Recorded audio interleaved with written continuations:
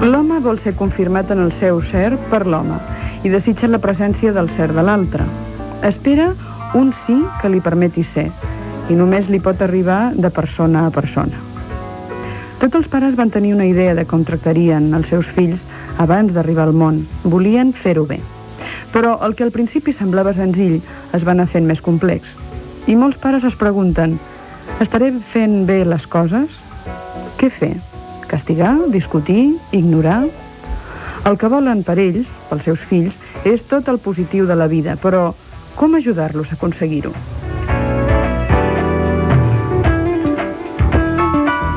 Totes les investigacions psicològiques ens demostren una cosa ben palpable, que entre el nen o l'adult que funciona plenament i la persona que va per la vida entrebancant-se, hi ha una diferència fonamental, i és l'actitud que l'un i l'altre tenen vers ells mateixos, és dir, el seu grau d'autoestima.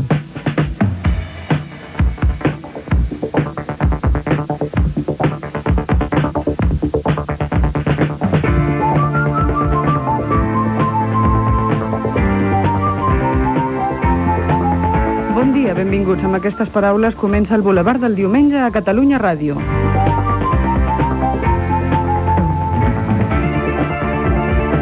És un diumenge al matí que compta amb la presència, amb la companyia d'Emília Ros. Bon dia. Bon dia. Hem començat dient paraules molt serioses. Molt fortes. Sí. Serà una forma d'acomiadar-nos abans de les vacances. Sí. Una bona forma. Jo penso que sí.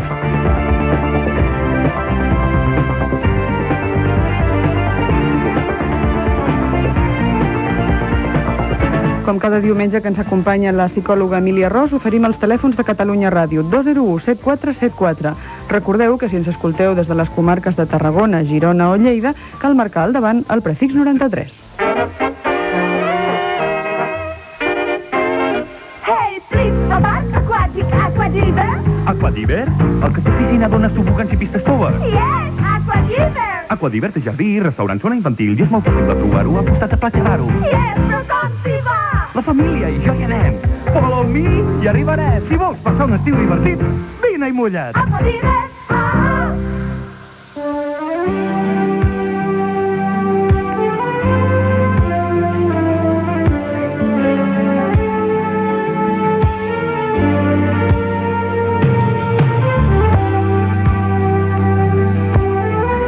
Podríem començar definint què és l'autoestima, ja que deies que l'actitud que tots tenim depèn una mica del grau d'autoestima. Mira, l'autoestima és el que cada ser humà sentim per nosaltres mateixos. L'autoestima seria el judici general que tenim de nosaltres, és a dir, la mida en què ens agrada la nostra persona en particular. Però segurament molta gent que ara escolta Catalunya Ràdio dirà: mira, això és ser orgullós. No hi té res a veure. L'autoestima és precisament aquell silenciós respecte vers un mateix. És la sensació del propi valer que, quan se sent, hom està content de ser com és. En canvi, l'engraïment, precisament, és la capa amb què les persones cobreixen la manca d'autoestima. Si centrem tot això al món infantil, que és potser el que ens preocupa d'una forma més directa, al llarg del programa d'avui, podríem saber o intentar saber en què influeix en un nen aquest concepte que té de si mateix. Avui parlarem realment una mica dels nens i de com fer-los feliços, no? Però jo, com que penso que dintre de tot adult hi ha un nen, també parlem de nosaltres mateixos. Llavors, el concepte precisament que el nen té d'ell, o el concepte que nosaltres tenim de nosaltres, ens influeix precisament amb l'elecció d'amics, ens influeix amb la forma en què ens relacionem amb els altres, el nen es relaciona amb els altres, influeix en el tipus de persona que nosaltres hem escollit o escollirem per parella i el nen escollirà, i, en definitiva, l'autoestima influeix en tot el futur d'un ser humà. El sentiment d'aquest propi valer precisament constitueix el nucli de la nostra personalitat i determina la manera en què fem servir les nostres aptituds i les nostres habilitats. L'autoestima decideix la forma en què viurem totes les etapes de la nostra vida i és el factor que decidirà o ha decidit l'èxit o el fracàs de cada ser humà.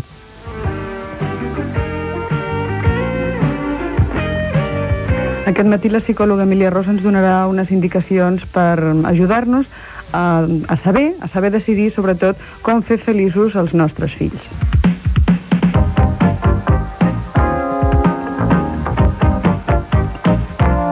El telèfon de Catalunya Ràdio 201 7474. Recordeu, cal marcar el prefix 93 per totes aquelles persones que ens escolten des de les comarques de Tarragona, Girona o Lleida. Totes les persones tenim unes necessitats bàsiques, només néixer. Sí, tots tenim, encara que individualment diferents com persones, la necessitat de sentir-nos valuosos i la necessitat de ser dignes d'amor. I aquestes necessitats, com dèiem abans, no acaben en la infantesa. Ara bé, jo sé que potser molts pares que m'escolten pensaran, això no va per mi, jo estimo els meus fills i penso que són valuosos. Però no es tracta de que estimem els nostres fills, sinó de que ells se sentin estimats. És a dir, no es tracta de que els nostres pares ens estimessin, sinó de que nosaltres ens haguem sentit estimats. Perquè molts pares estan segurs d'estimar els seus fills, però per alguna raó aquests fills no reben el missatge d'aquest amor. Passa que moltes vegades aquests pares no han estat capaços de comunicar els seus sentiments. No sé si el que et preguntaré és massa simple, no? Però com sap un pare que el seu fill se sent estimat? Com ho sap?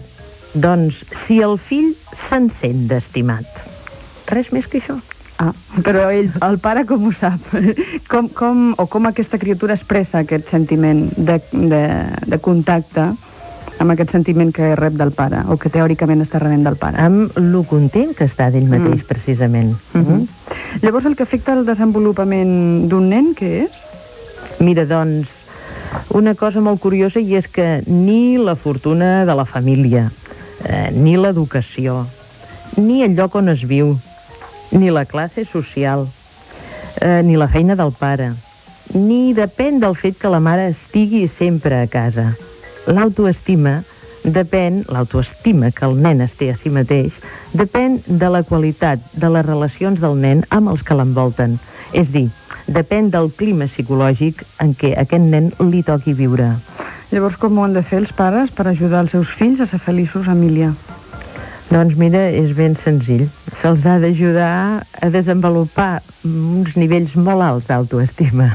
Potser podríem obrir el telèfon i intentar que persones que ens escolten, que tinguin fills, ens expliquessin com ho han fet ells, no? Si realment han ajudat d'alguna forma molt específica o ho han fet així d'una forma espontània i absolutament sense planificar per ajudar els seus fills a ser feliços. El telèfon de Catalunya Ràdio 201 7474. Recordeu el prefix 93 si ens escolteu des de les comarques de Tarragona, Girona o Lleida.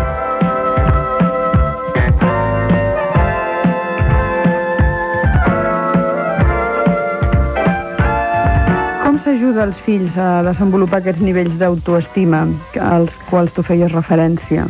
Mira, primer hem de recalcar una cosa, i és que als pares, ens agradi o no, sigui per alguns pares molest o no, els carregui de responsabilitats o no, som el mirall psicològic que el fill fa servir per construir la seva pròpia identitat.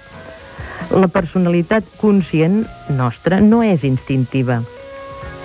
Precisament la anem aprenent amb el contacte amb tots els demés. El que passa és que el nen, des que neix, rep impressions d'ell mateix i del món per mitjà de la forma en què és tractat. I el seu radar és extraordinàriament precís.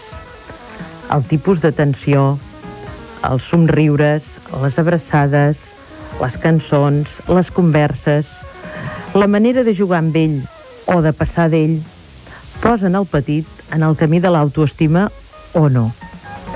El nen que precisament és tractat amb freda eficiència no rep cap senyal de que ell és important pels seus pares. I no és agradable pel nadó adonar-se'n de la indiferència o del rebuig. Pensem una cosa molt important, que el nadó, abans d'aprendre el significat de les paraules, ja ha reunit mils i mils d'impressions en relació amb ell mateix a través del llenguatge corporal de tots els que l'envolten. Una trucada telefònica des de Barcelona. Eva, bon dia. Hola, bon dia. Què tal? Mira, bé, jo tinc un nen de 13 mesos. De 13 mesos? Sí, 13. I, bueno, jo també he llegit sobre això de l'autoestima i tal. Però, bueno, jo em trobo uns problemes concrets. Per exemple, l'Helena està a la trona, està sopant, està esmorzant, està dinant, i li dona per, quan ja no vol menjar res més, tirar-lo al terra. O tirar qualsevol cosa al terra, o des del llitet, tirar el xupellet al terra, tot al terra, no? Però ho fa, jo imagino que és per autoafirmació d'ell, per dir aquí estic jo i per dir jo decideixo fer aquesta cosa que sé que a tu d'alguna manera no t'agrada, no? Llavors, jo intento dir-li que m'ho deixi a la mà, que no ho tiri, que ho deixi en el platet de la trona, però ell et diu que sí quan vol, però quan vol ho tira. Llavors, què tinc que fer per, diguem, domesticar-lo de forma que no li alteri l'autoestima? S'ha de domesticar un nen? No, més aviat no. Mira, el que passa és que el temps de l'aprenentatge és molt llarg. Llavors, des que no sabem una cosa fins que l'hem apresa totalment, seria com passar un pont, no? Passar d'una vora a l'altra del riu. Llavors, el que cal és simplement que el nen, a poc, a mida que ell cerebralment va madurant, a mida va aprenent que allò no s'ha de fer. Però és que passa una cosa, quan ell tira les coses, està fent experiències, no ho fa per fastidiar-te a tu, que ets la seva mare o el seu pare o a qui sigui, sinó que ell està fent experiències i ell se n'està adonant que fer allò a la mare li fa fer unes coses, la fa tenir pendent d'ell. No hi ha, sobretot jo només vull recalcar que en un nen d'aquesta edat, i en general de totes les edats, no hi ha la intenció de fastidiar, de xinxar els pares, de tenir-los allà molestats. Simplement el nen està aprenent i està fent experiències. I a poc, a mida que tu li vagis dient, ho anirà aprenent, però costarà temps. Tot l'aprenentatge costa molt de temps. És qüestió de paciència. Gràcies, bon dia. La psicòloga Emília Ros aquest matí a Catalunya Ràdio. El nostre telèfon, el vostre telèfon, 201-7474. Recordeu, prefix 93 per les trucades de Girona, Tarragona, Lleida i les seves comarques. Badalona, Carme, bon dia. Hola, bon dia. Què tal? Molt bé. Els teus fills són grans o petits? Bueno, un de gran i jo tinc una de petita. Resulta que parlo amb la psicòloga. Sí, i tant. Bueno, resulta que jo tinc un nen de 12 anys i quan tenia el nen de 12 anys treballava i vull dir no vaig estar gaire per ell. Però ara tinc una nena de 46 dies. I resulta que, bueno, estic molt, perquè a més soc més gran i molt. I això de que diuen que si l'agafa s'acostuma, que plora perquè l'agafis i totes aquestes coses. Una criatura de 46 dies plora expressament perquè l'agafis? Una criatura de 46 dies pot plorar per raons diferents. No, però que estigui bé, vull dir, la nena l'agafa i està contenta i ja l'he parat el plor, això. Doncs, esclar, sí, ella plora perquè té ganes d'estar amb tu, sí. Però A veure, ja què? Ja m'ha llegat tant. Com? A veure, així la nena està bé, no? Vull dir, Sí, està bé. Li dono el biberon, està contenta, la poso al llit i es posa a plorar. Molt bé. Llavors l'agafo i para de plorar i quan ella li dona la gana es posa a dormir. Molt bé. Bueno, llavors, escolta. Li viciada? Escolta, res de viciada, res. La criatura ha viscut 9 mesos en companyia teva, no? Sí. Amb uns llaços estretíssims. Llavors, fa molts pocs dies que és al món. I aquesta companyia la troba a faltar. D'estar tot el dia enganxada a tu, estar, doncs, algunes horetes o molt poques estones, per ella és molt diferent.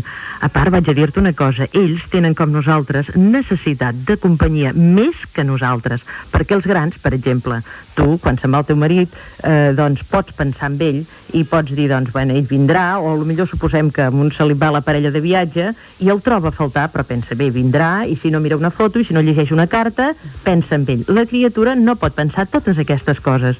Llavors, ell necessita sentir el teu contacte per saber que tu estàs allà o que li parlis.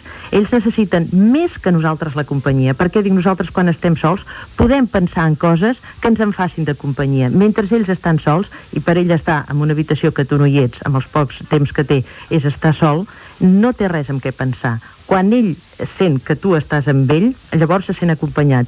Si està sol, sent que ja no hi ha res més. Però, a veure, allò que deia la Carme, tan agafada la té, es pot avisar... No. Com? Plora molt, dorm molt. No, volia dir que l'expressió que vostè ha fet servir, que la té molt lligada, que la filla la té molt lligada. A mi m'ho diuen, és que ho diu la gent. Ai, l'acostumes malament, ja veuràs, que plorarà. No, al contrari, quan els nens més en companyia estan, menys ploren perquè són més feliços. Que no hi ha ningú que ens agradi estar sols? No, és que jo... Que es parla del problema de la soledat, dels grans, dels més grans, dels de la tercera edat, dels de la mitjana, dels joves. Doncs un nen encara està més sol, perquè ja dic, ell no té capacitat de recordar que tu estàs a l'altra habitació, en aquest moment. A mesura que va sent gran va adquirint aquesta capacitat, ara no. I quantes vegades ell plori perquè vulgui la teva companyia, li has de donar. L'estàs posant precisament les bases per fer-lo feliç, tranquil i equilibrat. És que jo encara que no tingui feina ho faig, però que l'estàs acostumant, ja veuràs que... Deixa estar la gent que diuen aquestes coses. Hauríem de saber com són tots els fills de les persones que diuen totes aquestes coses. I com els hi han sortit. Vale, gràcies, Adéu, Carme. Bon dia.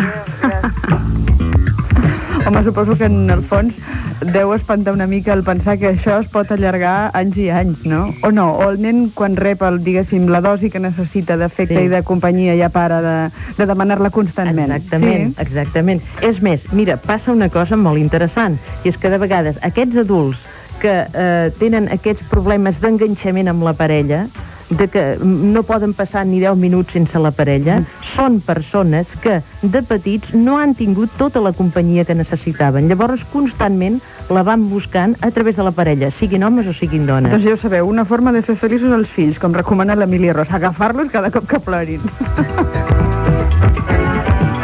Hi haurà gent que s'esperarà molt, de sentir això, Emília. Mira, serà el seu problema, però jo els estic dient les coses que són.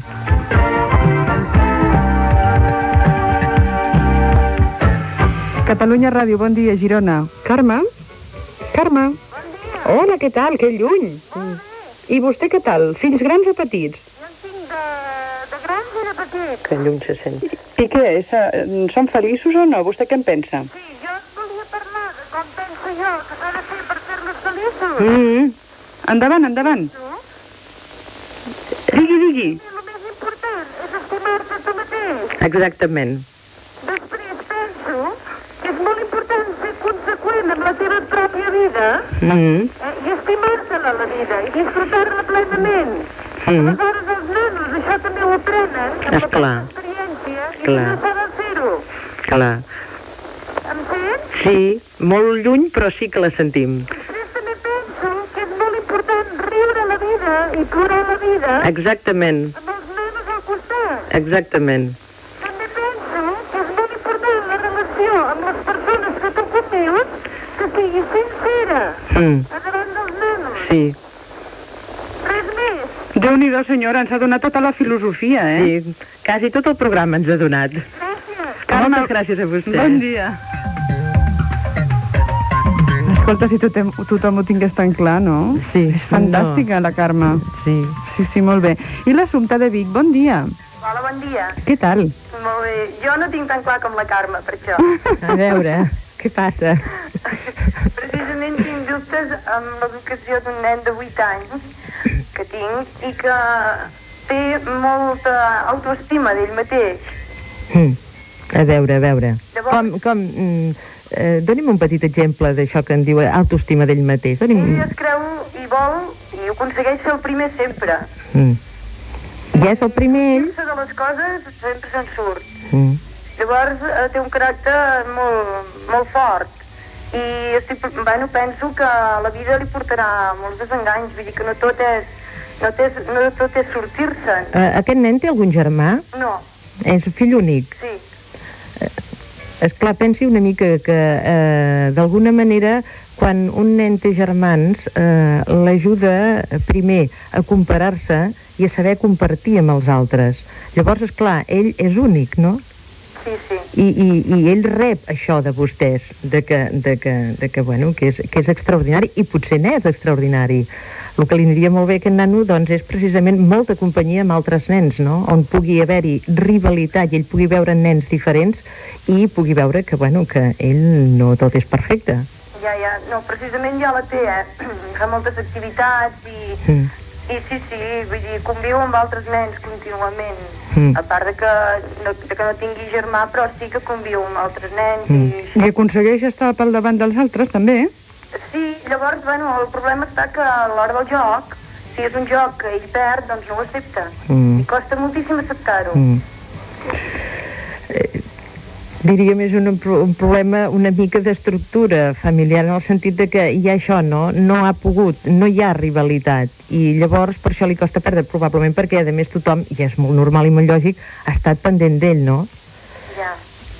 Però dintre de tot, miri, ja anirà aprenent. Ja. L'estima i el carinyo de la família és possible que s'hi hagi arribat a augmentar massa, que tingui massa. És possible, el que passa és que ara des d'aquí no es pot jutjar no sabent res de la història familiar d'aquest nen i de l'actitud dels pares cap amb ell, però potser és possible. Vostè mateix és la que ho pot saber, si vostès li han donat, diríem, un excés d'atenció. Gràcies, perquè Assumpta. tots els masses diríem que pequen, no? Ja. Gràcies per la seva trucada telefònica, Assumpta. Bon dia. Bon dia. Adéu, Vic.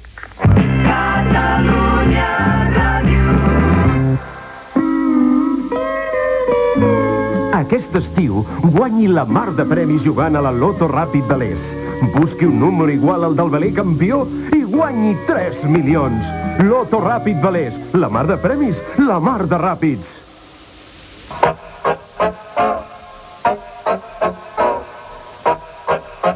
Catalina Boulevard.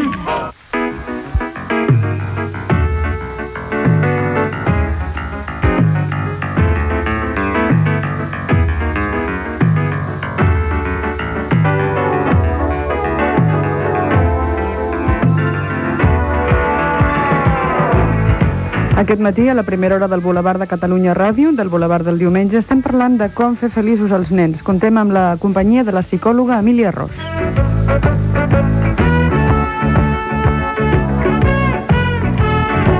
Reprenem la conversa d'aquí uns moments. Ara volem oferir als oients de Catalunya Ràdio la informació del trànsit de les carreteres i autopistes catalanes. Connectem amb el centre de control del Reial Automòbil Club de Catalunya. Endavant, Esther Toldrà, bon dia. Hola, molt bon dia des de la central d'assistència del Reial Automòbil Club de Catalunya. Segons les darreres informacions rebudes a la nostra central, la situació del trànsit a les carreteres i autopistes catalanes no presenten cap incidència destacable. Per al que cal assenyalar, podem dir que a la comarcal 246, l'autovia de Castelldefels, la circulació és densa a l'alçada del quilòmetre 12, en direcció cap a Sitges, sense produir-se retencions de moment en aquest punt. Per la part del Maresme, a la Nacional 2, es circula sense retencions importants, sent el trànsit molt dens en direcció nord, degut, doncs, a la gent que comença a sortir cap a la platja. De les autopistes podem dir que hi ha una retenció bastant important a la A7 en direcció a Tarragona i a l'alçada del Vendrell. I a la A2, sortint de Barcelona, el trànsit és dens, però de moment no presenta problemes. Per al que fa a la informació que ens comuniquen els nostres punts de la Cerdanya, Viella, Lleida i Girona, no hi ha cap incidència destacable. I això és tot des de la central d'assistència del Reial Automòbil Club de Catalunya. Molt bon dia.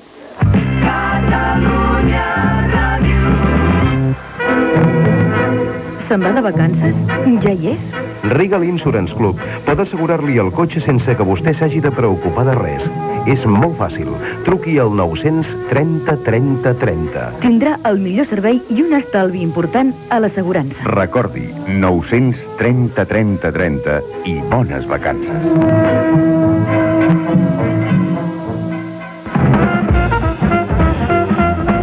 Quart Festival Internacional de Jazz d'Andorra, al Comú d'Escaldes en Gordany.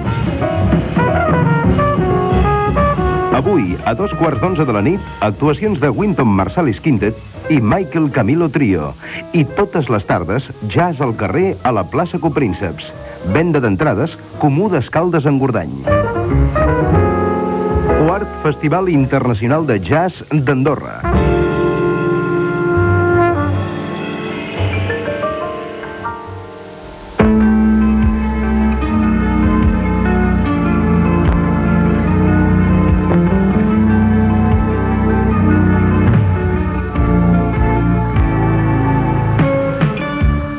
Voldríem, abans de continuar amb la conversa amb els oients, Emília Ros, saber quina influència té o tenen en l'autoestima dels nois i noies, dels fills, les paraules dels pares.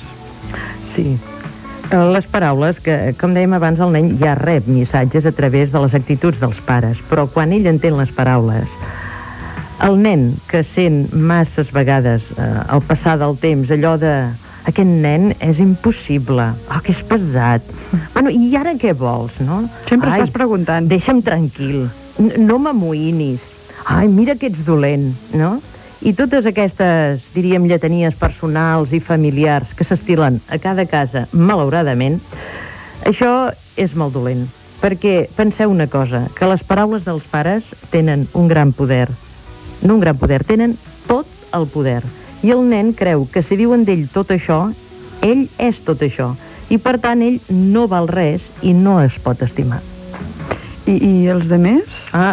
Igual. Els altres, vaja. Sí, tots nosaltres també vàrem arribar a conclusions sobre nosaltres d'acord amb les comparacions que ens feien amb els altres i d'acord amb les reaccions que els demés tenien davant nostre. Pensem una cosa important, que tots nosaltres hem construït la nostra identitat, i els nens petits la van construint, d'acord amb la forma en què vàrem ser jutjats. Els pares que aixafen l'autoestima dels seus fills fomenten, per descomptat, el desenvolupament neuròtic dels seus fills. Dient els pares, estimeu els vostres fills, home, ho diem tot, però segons com no diem res. Jo no sé si hi ha una mena de normes o de regles que es poguessin donar. Mira, jo diria que d'entrada... Com s'estima els fills, no? Sí, d'entrada, el més important és valorar el fill només per al fet de que existeix. Llavors, una cosa importantíssima és que és la qualitat i no la quantitat de temps el que fa que el nen se senti estimat. Perquè, mira, poden haver-hi moltíssimes mares que estan tot el dia amb els seus fills, però si tot el dia estan amargades, rondinant i dient totes aquelles lletanies que dèiem abans, de vegades val més que millor que no hi fossin, no? Millor que no hi fossin, no? Llavors no és, ja dic, la quantitat de temps, sinó la qualitat, sempre i quan aquesta qualitat li sigui donada. També una cosa important és que els mitjans materials no poden substituir mai a l'amor. De vegades el més fàcil és comprar una joguina molt cara que parlar amb un fill mitja hora quan se'n va a dormir. Això és una cosa que no sé el per què costa molt als pares i a les mares. No sé el per què. Quan la criatura els hi demana, i la criatura ho necessita molts anys, no quan és petit, fins 10-12 anys. Tantes quantes vegades un fill demani la companyia d'un pare i una mare, és per alguna cosa, doneu-li. I després una cosa, jo penso que molt important, és valorar el fill al marge dels seus èxits. És a dir, no fa feliç un nen, no és una prova d'amor, no sé, molts petons i abraçades, però res més. No és una prova d'amor el presentar-se com els sacrificats per al fill. No és una prova d'amor la sobreprotecció. No és una prova d'amor les joguines que els hi comprem, ni els ordenadors, ni que siguin caríssims. No és prova d'amor esperar d'un fill unes fites elevadíssimes, no sé, que arribi a primer ministre o una cosa d'aquestes. I no és prova d'amor estar amb ells quan hi estem sense escoltar-los. Una cosa importantíssima és que és la qualitat i no la quantitat de temps el que fa que el nen se senti estimat. Perquè, mira, poden haver-hi moltíssimes mares que estan tot el dia amb els seus fills, però si tot el dia estan amargades, rondinant i dient totes aquelles lletanies que dèiem abans, de vegades val més que millor que no hi fossin, no? Millor que no hi fossin, no? Llavors no és, ja dic, la quantitat de temps, sinó la qualitat, sempre i quan aquesta qualitat li sigui donada. També una cosa important és que els mitjans materials no poden substituir mai a l'amor. De vegades el més fàcil és comprar una joguina molt cara que parlar amb un fill mitja hora quan se'n va a dormir. Això és una cosa que no sé el per què costa molt als pares i a les mares. No sé el per què. quan la criatura els hi demana, i la criatura ho necessita molts anys, no quan és petit, fins 10-12 anys, tantes quantes vegades un fill demani la companyia d'un pare i una mare, és per alguna cosa, doneu-li. I després una cosa, jo penso que molt important, és valorar el fill al marge dels seus èxits. És a dir, no fa feliç un nen, no és una prova d'amor, no sé, molts petons i abraçades, però res més. No és una prova d'amor el presentar-se com els sacrificats per al fill. No és una prova d'amor la sobreprotecció. No és una prova d'amor les joguines que els hi comprem, ni els ordenadors, ni que siguin caríssims. No és prova d'amor esperar d'un fill unes fites elevadíssimes, no sé, que arribi a primer ministre o una cosa d'aquestes. I no és prova d'amor estar amb ells quan hi estem sense escoltar-los. Perquè hi ha una cosa molt curiosa, i és que els nens senten la presència interna dels pares. Aquests pares o aquestes mares que van dient mentre el nano parla sí, però estan amb el seu rotllo, els nanos se n'adonen, ho entenen i veuen que no els hi fan cas.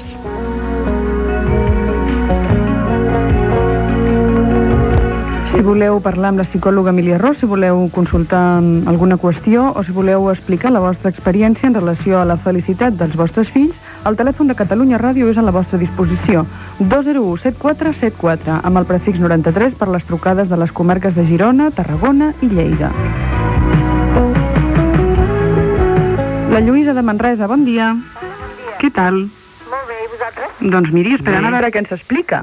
Escolta, jo sóc una iaia, no sóc una mare. Ah, fantàstic. Mare, però vull dir... El problema... Sí, ja sentim els nets per aquí, eh? Sí, ui, això és la revolució. Espera, ara no, jo, després tu.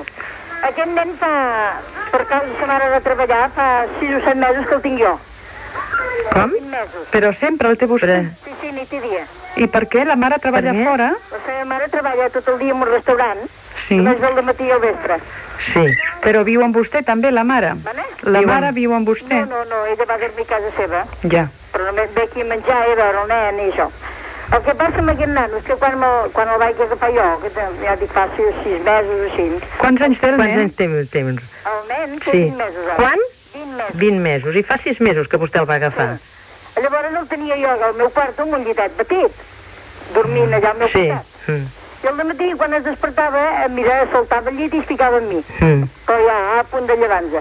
Bueno, ara ja fa 2 mesos o així que l'he posat sol en un quarto i jo dormo en un altre. Bueno, doncs el nen 2 o 3 vegades a la nit es lleva, boia dormit, camina tot el passillo de la casa, que ja no sé com no es mata, i fica dins el meu llit. Quan torna a estar ben adormit, l'agafo, el torno a posar al seu llit, i al cap de 2 hores o 2 hores i mitja es torna a venir al meu llit. Veiem per què ho fa, això. Miri, això ho fa el nen perquè, esclar, se sent una mica sol.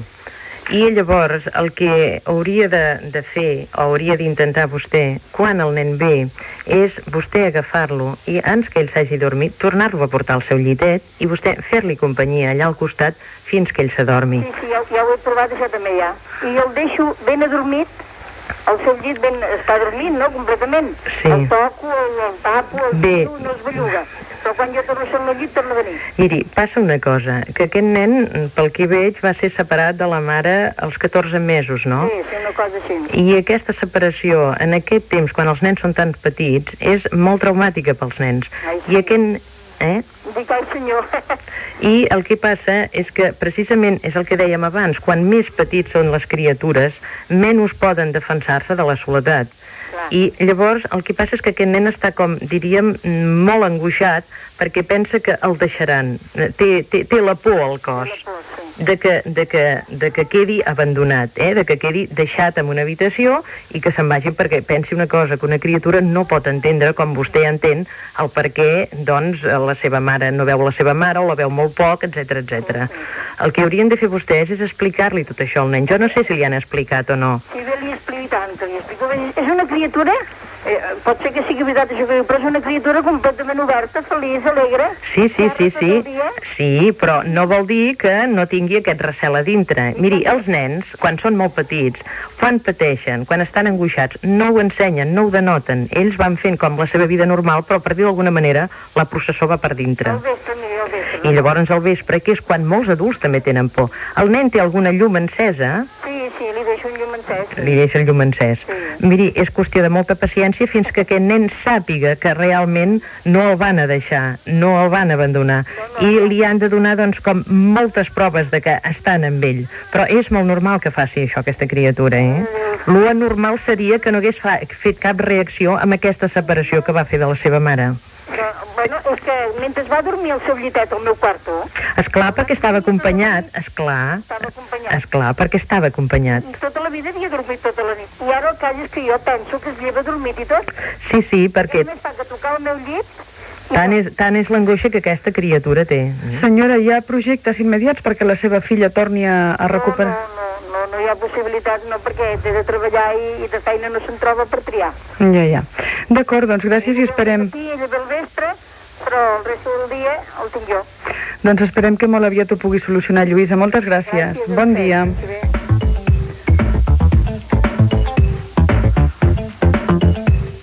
Anem ara cap a Figueres. La Mònica està també amb nosaltres. Bon dia. Bon dia. Hola, Mònica. Què tal? Bé. Doncs mira, jo volia parlar perquè per mi ara, de fa cosa d'un mes i mig cap aquí, tinc un veritable problema amb una de les meves filles.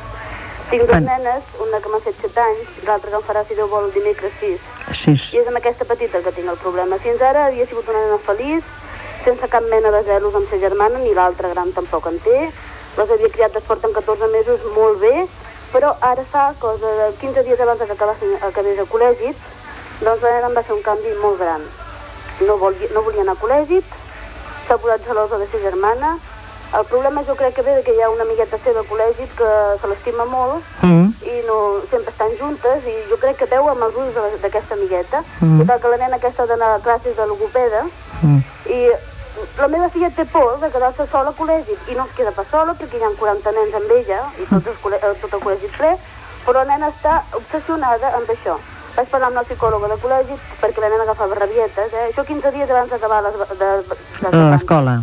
I em va dir que la nena havia tingut el coeficient més alt de tota la classe, amb les proves de la psicòloga, que això eren unes coses pamplines d'ella que no li fes pas cas. Però la nena un dia em va agafar unes rabietes que van tancar en clau i tota la classe, la senyoreta, i això eren uns crits que feien por. Com?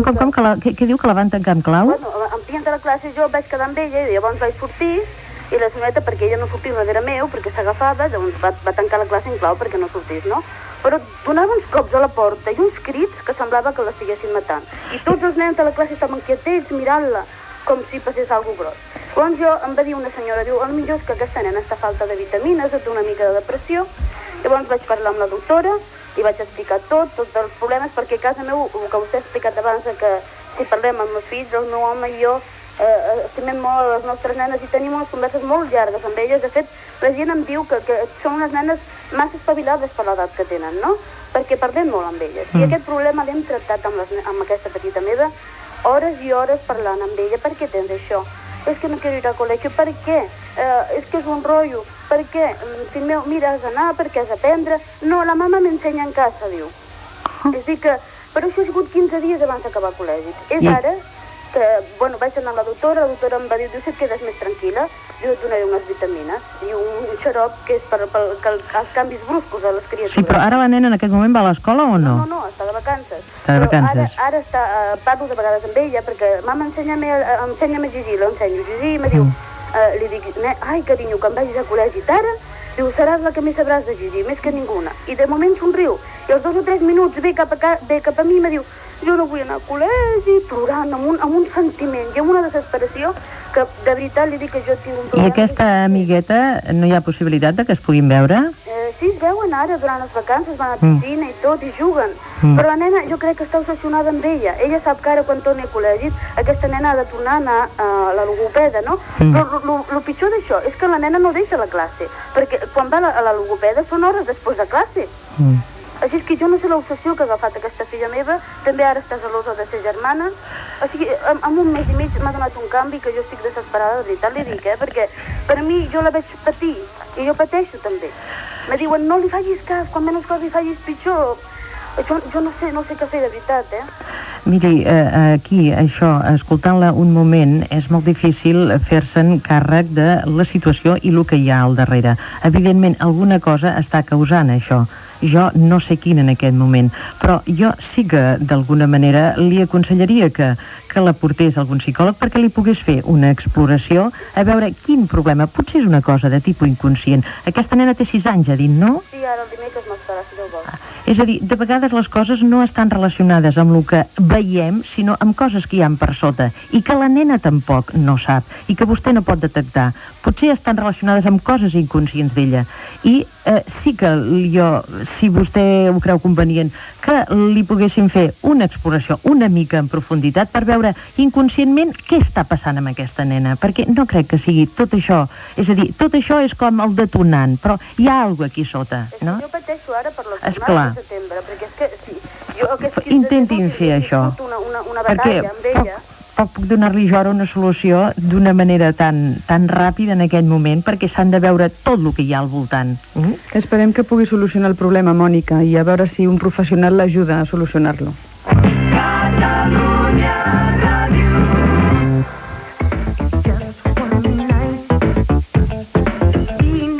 No sé si podríem dir, Emília, que hi ha alguna cosa que és la contrària a l'amor per un nen. Sí, és la indiferència. Mira, un nen no pot sentir-se valorat per uns pares que estan sempre distrets per als seus propis assumptes.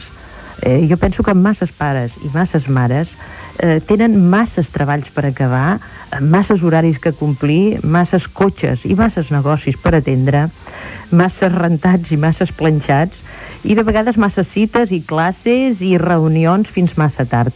Tot això és algo molt important que conspira contra la relació que necessiten els nostres fills.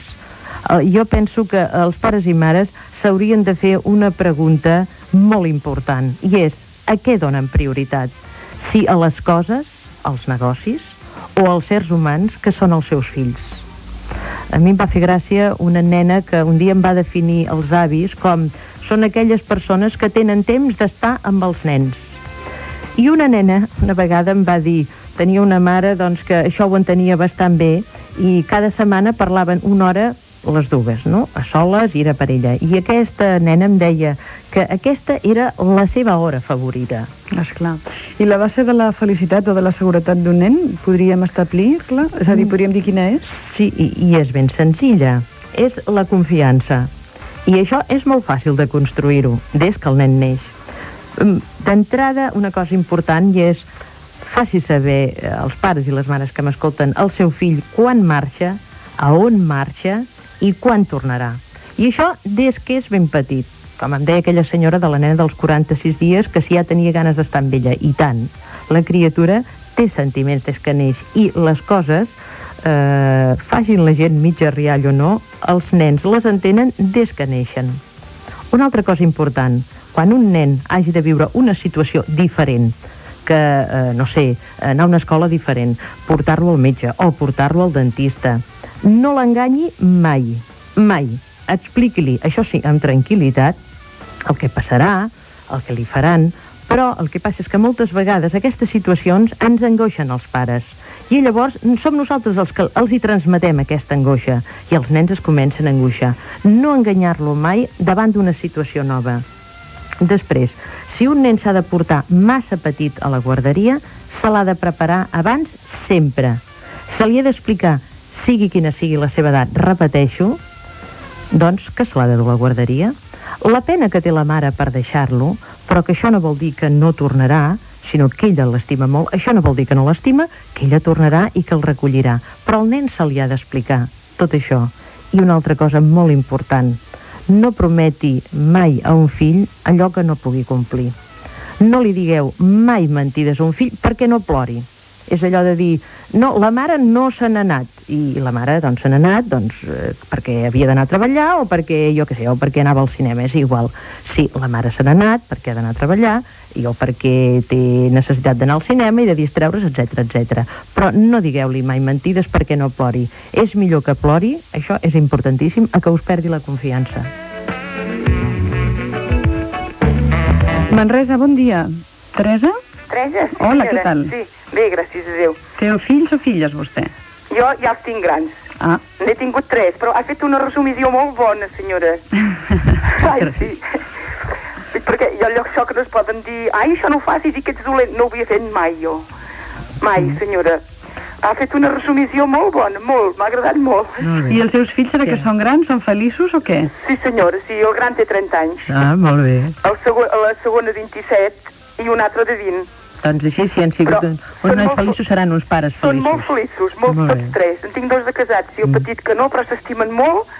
I ja li dic, no li havia dit mai, no els havia dit mai. Ai, que això i que allò, i que si els meus fills són aquí, mai. Aquestes paraules no ens havia sortit mai, ni amb el seu pare, ni amb mi. Però se'ls nota amb ells. Se'ls hi nota, que sí? Sí, senyora, molt. No cal fer discursos per veure-ho, això. Mira que m'ha agradat el que ha explicat, perquè ha sigut a casa, ho hem viscut. Molt bé, doncs li agraïm molt la seva experiència, que ens ho hagi compartit amb nosaltres. Bueno, i ara li volia dir de la nena, té un nen de 4 mesets, i, esclar, nosaltres els havíem pujat que no els tocàvem mai del llitet, fins que ja eren grandets, i els peixíem al llit i tot. I ara sembla que és diferent. Sí, és diferent. Hem investigat una mica més i en sabem una mica més. No gaire més, però una mica més. Sí, i tant. Però això d'agafar-los... Sí. No ho sé, no s'hi mal acostumen, llavors? No s'hi mal acostumen. No? Quan un nen té... Miri, això seria com el que diu, escolti, i si demanen menjar es mal acostumarà a menjar i serà un fati? No, perquè quan un ha acabat de menjar, doncs ja no en vol més. No? Sí. Quan un ha acabat de, diríem, tenir la seva reacció de companyia de la mare, ja es queda tranquil i llavors doncs ja s'adorm i se'l pot tornar a posar al llitet. No es malacostumen. Perquè jo a vegades els hi dic. Vostè pensi una cosa, que una criatura sempre que plora, plora per alguna cosa. Com els adults, quan plorem per alguna cosa, no? Sí, senyora. Sí. Doncs els petits igual. Senyora, sí. Gràcies, Teresa, bon dia. Adéu. Gràcies a vostè. Adéu, bon dia.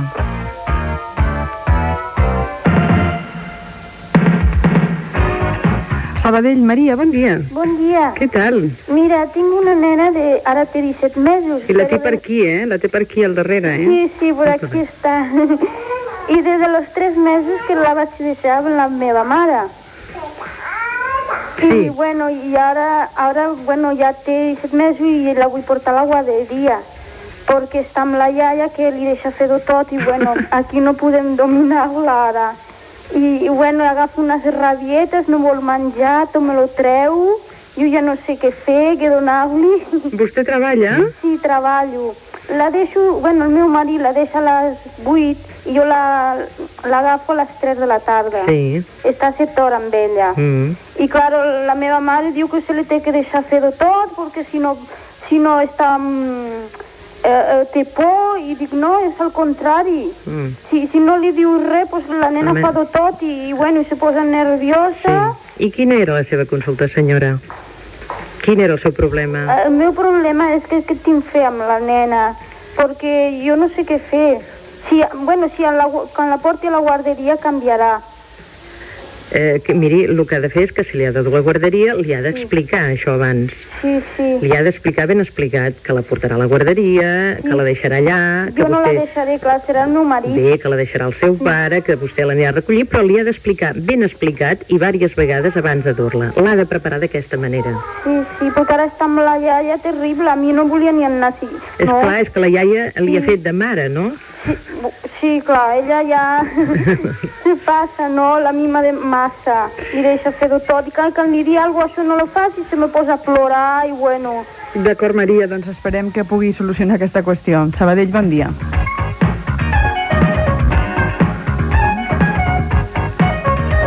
Llavors, per un nen o una nena és fantàstic tenir un pare perfecte o una mare perfecta? Ui, no. Ah, no? No. El pare perfecte, a part de que, per sort, no existeixen, és la calamitat i la desgràcia més gran que pugui caure en una casa i en una criatura. Un pare que vol aparèixer o creu que és perfecte, realment és un pare enmascarat i realment és una desgràcia pels fills, perquè els nens i les nenes necessiten pares reals, que s'equivoquen, que fallen i que, molt bé, doncs, honestament ho accepten. Una persona precisament psicològicament madura doncs pot reconèixer els seus sentiments, pot reconèixer en què ha fallat i no té per què negar-ho, en absolut.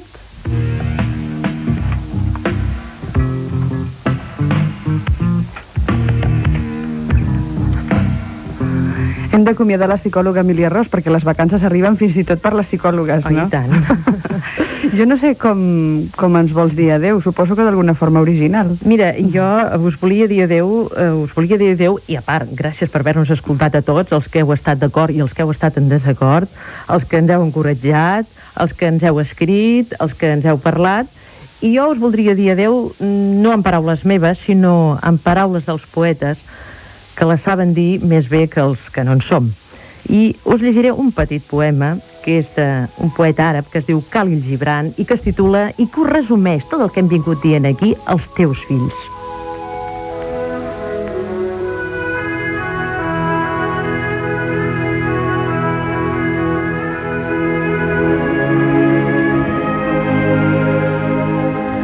Els teus fills no són teus.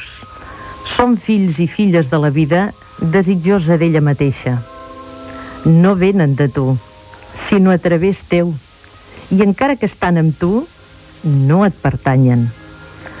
Pots donar-los el teu amor, però no els teus pensaments, ja que ells tenen els seus propis pensaments.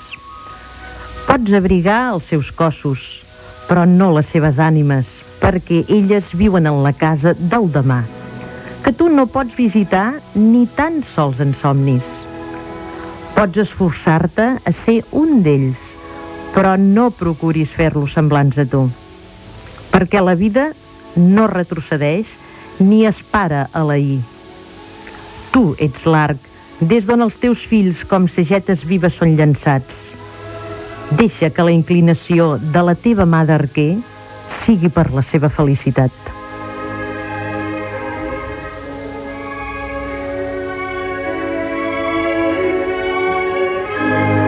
Emília Ros, gràcies per haver-nos ensenyat tantes coses. Jo espero que hi hagi una pròxima oportunitat. Ojalà hàgim pogut fer algú una mica més feliç. Exacte. Jo espero que hi haurà unes pròximes oportunitats per tornar a parlar amb tu.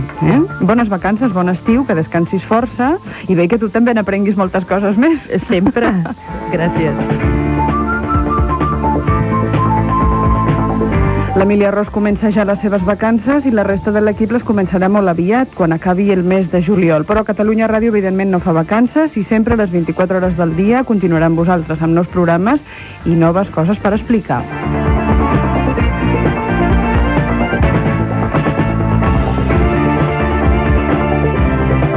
Fins a la 1 del migdia, avui a la sintonia de Catalunya Ràdio, al Boulevard, amb l'equip de sempre, amb moltes ganes de fer-vos companyia i amb els telèfons oberts a la vostra participació. Recordeu que després de les notícies de les 11 arribarà el concurs del personatge, amb els premis dolços de la Federació Catalana de Pastisseria.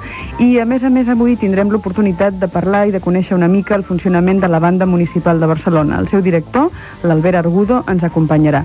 A més de tot això, informacions sobre motociclisme, el campionat que és notícia i actualitat, i d'altres coses que suposo us faran una bona companyia en aquestes 2 hores que encara ens queden a Catalunya Ràdio.